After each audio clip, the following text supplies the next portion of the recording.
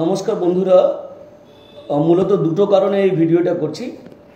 প্রথম কারণ, আপনারা সবাই জানেন যে গতকাল আমরা শিক্ষা দপ্তরের সচিব যিনি আছেন শুভ্র চক্রবর্তী মহাশয়, উনি লয়ের সেক্রেটারি, ওনার কাছে আমরা একটা ডেপুটেশন দিয়েছি, আপনারা সবাই জানেন। তার সাথে সাথে শিক্ষামন্ত্রীর দপ্তর এবং কমিশনারের দপ্তর, সেটা হচ্ছে যারা প্রিভিয়াস জব বা প্রিভিয়াস সার্ভিসে ফিরে যেতে চান তাদের ব্যাপারে একটা ডেপুটেশন দেওয়া হয়েছে। এবং অনেকেই জিজ্ঞাসা করছেন কালকে থেকে ফেসবুকে বা বিভিন্ন সোশ্যাল মিডিয়াতে, আমাদের যারা আছেন ফলোয়ার আর কি, তারা জিজ্ঞেস করছেন যে কবে থেকে কাজটা স্টার্ট হবে। তো খুব সংক্ষেপে বলে দিই যে আলোচনা খুব ফলপ্রসূ হয়েছে এবং অত্যন্ত ইতিবাচক আলোচনা হয়েছে। এবং আপনারা সবাই জানেন যে এর আগে আমরা এই নিয়ে থার্ড টাইম ডেপুটেশন দিলাম। এর আগে যে ডেপুটেশনগুলো দিয়েছিলাম তার ফলে অনেকটা কাজ এগিয়েছে এবং প্রায় 1600 শিক্ষক এর শিক্ষিকার তাদের ভেরিফিকেশন প্রায় কমপ্লিট হয়ে গেছে এবং পরবর্তী আবার একটা তালিকা তৈরি হচ্ছে, যারা পরে দরখাস্ত করেছিলেন বা আবেদন করেছিলেন তাদেরটাও আবার ভেরিফিকেশনের জন্য পাঠানো হবে। এই কাজটা করে মোটামুটি কাজটা এগিয়ে রাখা হচ্ছে। এবার যেটা সবারই যে প্রশ্ন, যে কবে থেকে শুরু হচ্ছে, অনেকে বলছেন যে রিভিউর জন্য কি গভর্নমেন্ট অপেক্ষা করছে। এখন বিষয়টা দেখুন, এইটা কিন্তু কেউ কনফার্ম করছে না যে রিভিউর জন্য অপেক্ষা করছে, কিন্তু বিষয়টা হচ্ছে যে সুপ্রিম কোর্ট খুললেই হয়তো সরকার চেষ্টা করবে রিভিউর জন্য মামলাটা তোলার জন্য।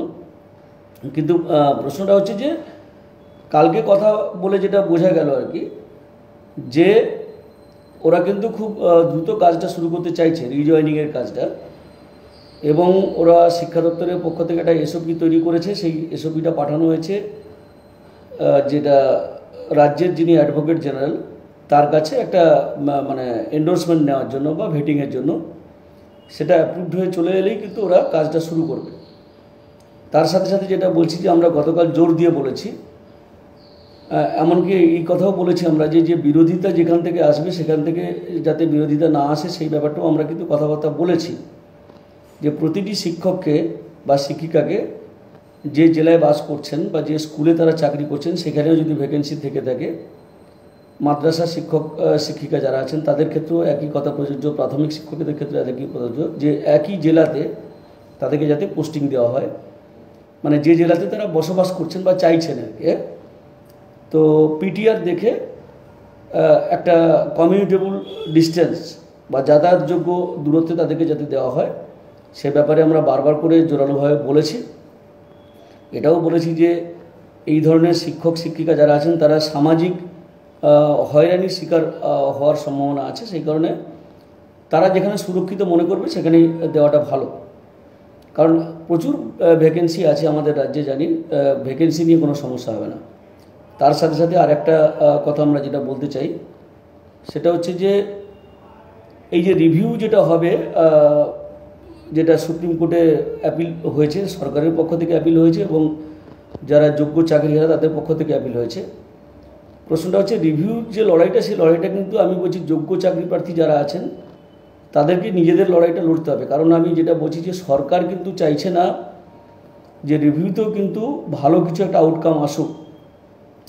কারণ আপনারা কলকাতা হাইকোর্টে যে কয়েকদিন আগে ঘটনাটা ঘটলো, আপনারা সবাই তো দেখেছেন যে অযোগ্যদের পক্ষে একবারে রাস্তায় নেমে লড়াই করছে। এখন চিহ্নিত যারা টেন্টেড আর কি, চিহ্নিত দাগি যারা, তারা মনে করছে হয়তো সরকার আমাদের পাশে আছে, কিন্তু বিষয়টা তা নয়। এদের মূল উদ্দেশ্য হচ্ছে এই যে নতুন রিক্রুটমেন্ট পলিসিটা আছে, এই পলিসিটাকে বাঁচানোর জন্য ফোকাসটাকে অন্যদিকে ঘুরিয়ে দিতে চাইছে।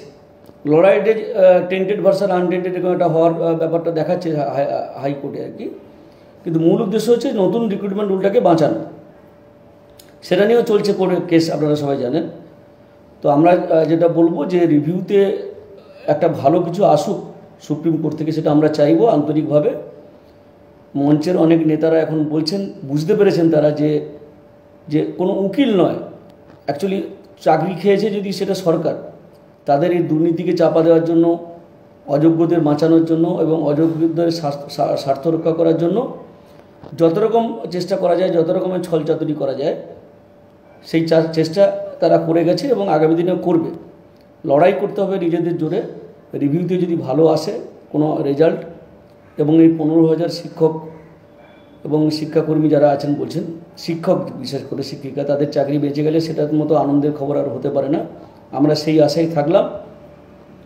কিন্তু এখন যে নেতারা বুঝতে পেরেছেন যে এই সরকার শুধু মানে লোক দেখানো দরদ দেখাচ্ছে, কিন্তু অন্তরে কিন্তু অযোগ্যদের পাশেই আছে, এটা কিন্তু প্রমাণিত হয়ে গেল। এটা যে অনেকে বলছেন, এর জন্য ধন্যবাদ। আসল বিষয়টা এতদিন পরে বুঝতে পেরেছে। আমার নাম স্বপন মণ্ডল, সাধারণ সম্পাদক, বঙ্গীয় শিক্ষক ও শিক্ষাকর্মী সমিতি।